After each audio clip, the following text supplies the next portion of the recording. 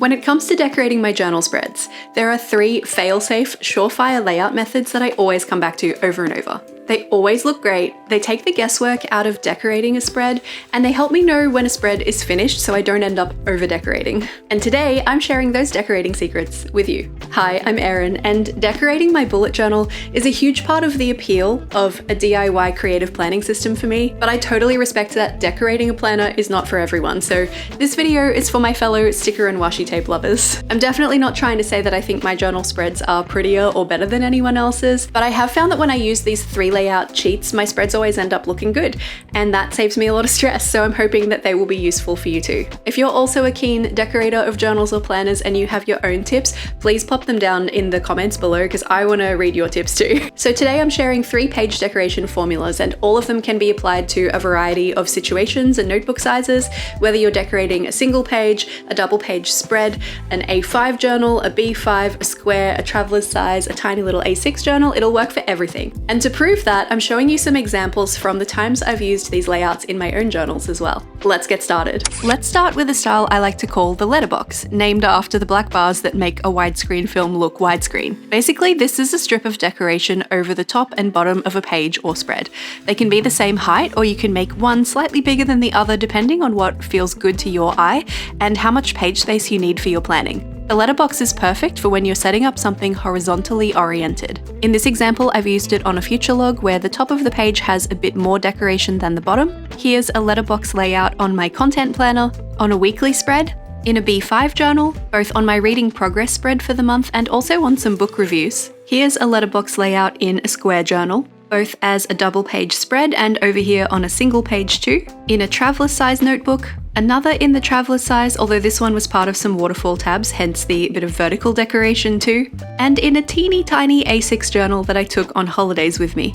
For an extra little hack, if you have a page or spread that serves more than one purpose, you can move your horizontal decoration to the center of the page and use it like a divider.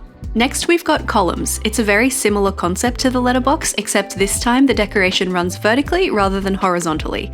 I usually position my columns on the outside edges of a spread, but you can also move them to the center if you prefer how that looks, or if you've done too many page edge decorations and you need to balance out the thickness of your notebook. Columns are well suited to a page or spread where you need your functional spaces to take up most of the room from top to bottom.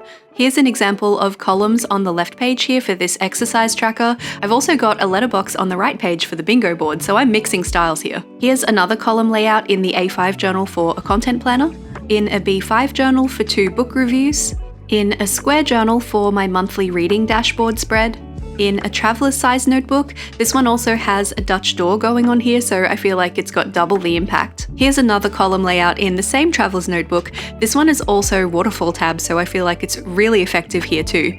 And of course, some teeny tiny columns in my teeny tiny A6 travel journal on this itinerary spread. And last but certainly not least, the classic corner collage where you focus your decoration on the opposite corners of the page or spread, so the top left and bottom right, or the bottom left and top right. These 2 areas of decoration can be the same size if you like, or different sizes. This might depend on the visual weight of the stationery you're using, and if you've never heard of that concept before, I explained it in this video a little while ago. Corner collages can be a great way to show off a larger piece of stationery. So if you have a big sticker or similar that you want to let have its moment on the page, but you still have a purpose for the page too, corner collages are the way to go. In fact, here's an example with some really big stickers. I've actually got double corner collages going on here across 2 single pages, put together to make this overarching, extremely corner collaged spread. It definitely works for single pages too though. I've used it here on a routine spread and really gone to town with the decoration. Those were all in an A5 journal, so let's have a look at corner collages in some different size journals, like a B5 reading journal monthly progress spread, or a more minimalist take for this single page book review. Another single page version, this one's in my square reading journal for my Hall of Fame. Square and B5 journals have heaps of room, so I've been really liberal with what I considered to be a corner for decorating this book challenge spread. Here's a little corner collage action in my traveler's size reading journal. and in my itsy bitsy A60 for my travels around the UK last year. These aren't the only decorative layout ideas that I use in my journal, but I do always come back to these ones when I don't know what to do with the layout, and they have never failed me, so I'm hoping that you will find them helpful too. Now you know most of my decorative layout secrets, so I want to know yours as well. Do you already use any of these layouts in your own journal? You just didn't have a name for them? Do you have other go-to layouts that you like to use when you don't know what to do? Do you have other go-to decorating tips that you'd like to share? Pop them down in the comments down below. I'd love to hear what you do. Also, if you've never tried any of these setups and you give them a go, please tag me or send them to me. I'd love to see. Just in case you're keen to keep watching, here is a link to the video I mentioned earlier that's about using graphic design techniques to make your bullet journal more beautiful. Underneath that is a link to another video YouTube thinks you'll enjoy. Happy decorating!